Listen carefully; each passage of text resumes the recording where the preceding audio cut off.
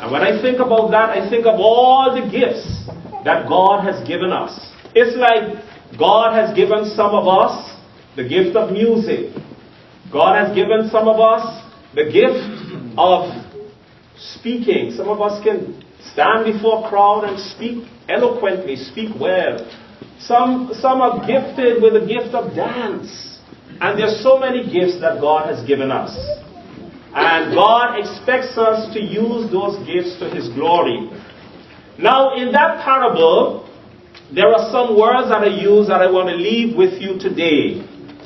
For example, when the master came back, you won't forget this, when the master came back, he said to two of the servants, "Well done."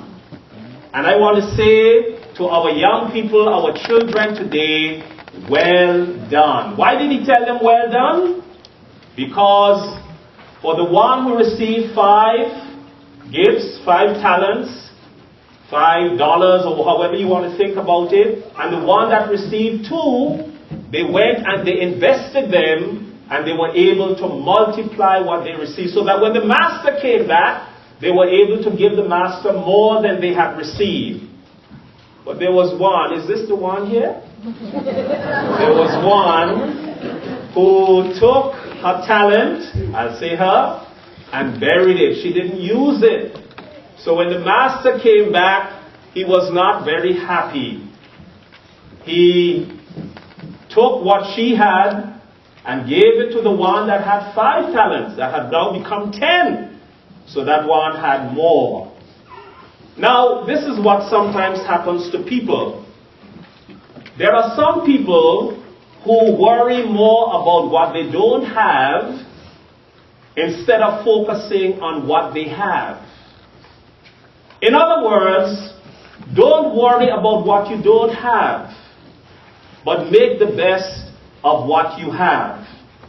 And as we conclude this service today, we have 2 short videos that we want to show you.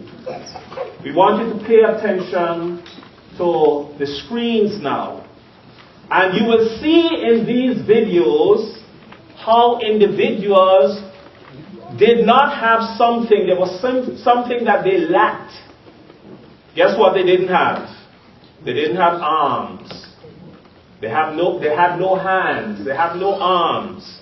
And yet, they were able to accomplish so much, even though they didn't have hands. Why? Because they used what they had. They have feet.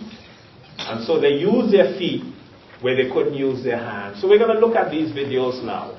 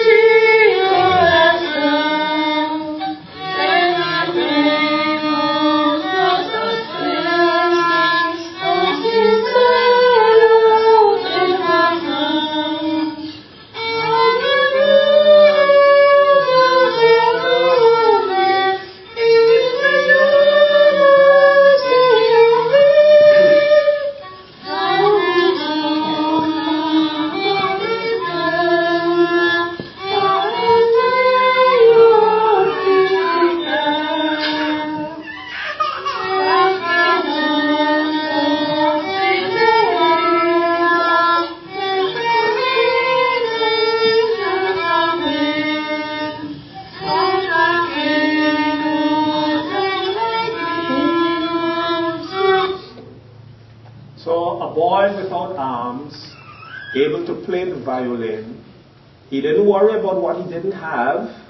He used what he had, his feet, And he was able to use those feet to play the violin to the glory of God. That was "Come Thou Fount of Every Blessing" that he played. So focus on what you have and use what you have to the glory of God. Look at this one.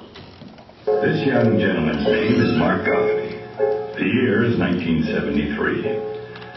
Hi, my name is Mark Goffney, and I'm going to swim on the telethon with some of my friends. Watch Monty, Paul, and all the stars of Hollywood. So cool, I haven't seen it. Mark has told me about his band. Ladies and gentlemen, a new side of Mark Goffney. I guess you're ready. You ready? One, two, three, go! Hi, my name is Mark Goffney, 46 years old. I live in San Diego, California, and I'm a professional guitar player, bass player, and I happen to play with my feet.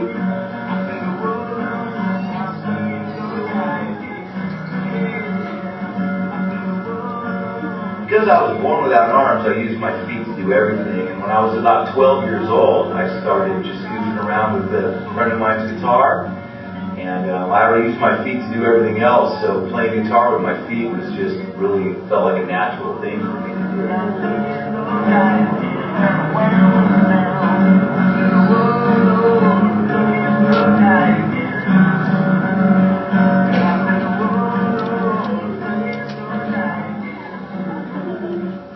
So I'm rehearsing with this thing I call it's a looper, and I can actually play the bass and then record it, and it will play it back to me, and I can play guitar with myself as the bass player. So I'm going to give it a whirl right here.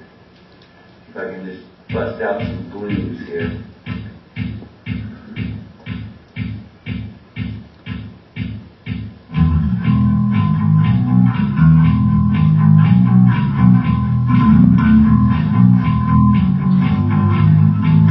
When I first started playing guitar in front of people with my feet, I got a lot of sort of awe, sort of jaw-dropping reaction. I even got applause one time just for tuning my guitar. Playing it in one of my first gigs, I just do-ding, and everybody's like, yay! And I'm like, I haven't even played a song yet. Over the years, I've grown to appreciate people who appreciate what I'm playing as much as they do how I'm playing. Sometimes when I'm performing live and I get a reaction from the audience where I can tell that they are totally with me, I'm addicted to that. I'm totally addicted to that. Whether I'm playing outside at a park for like, a little group of people, or if I'm at some big, awesome concert, if they're just like, yeah, and they're there, it's just cool. What I've got, nobody can take away. All you have to say anyway that you have my share. I won't be there. Just yeah, 'cause I've been singing to people out in the world. These are my mojo.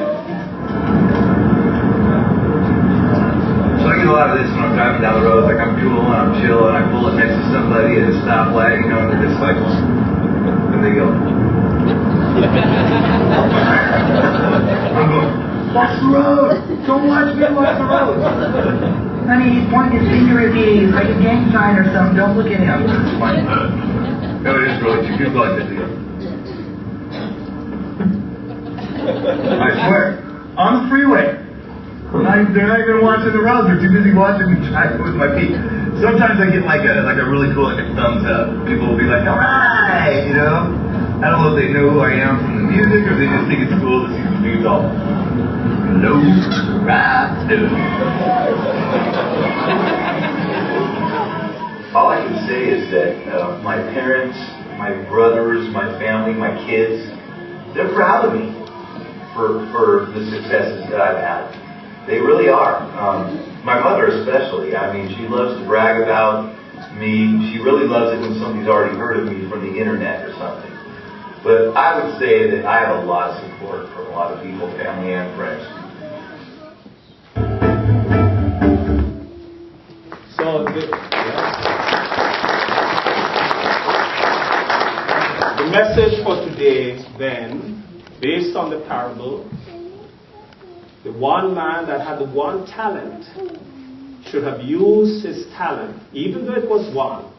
Some people are multi-talented, some people can do many things, some people may not be able to do as many things as others. But you know what? There is something that we each can do. There is some talent, there is some gift that we each have. And don't worry about what you don't have. Make the best of what you have.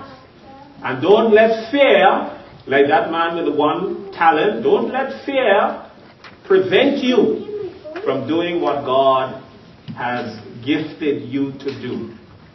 Fear of criticism. Some people like to criticize.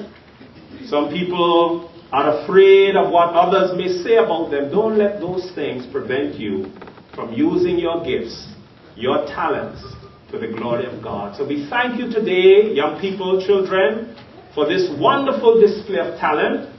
And we look forward to having you use your talents to the glory of God and for the blessing of God's people and for the building up of the church. In the name of the Father and the Son and the Holy Spirit. Amen.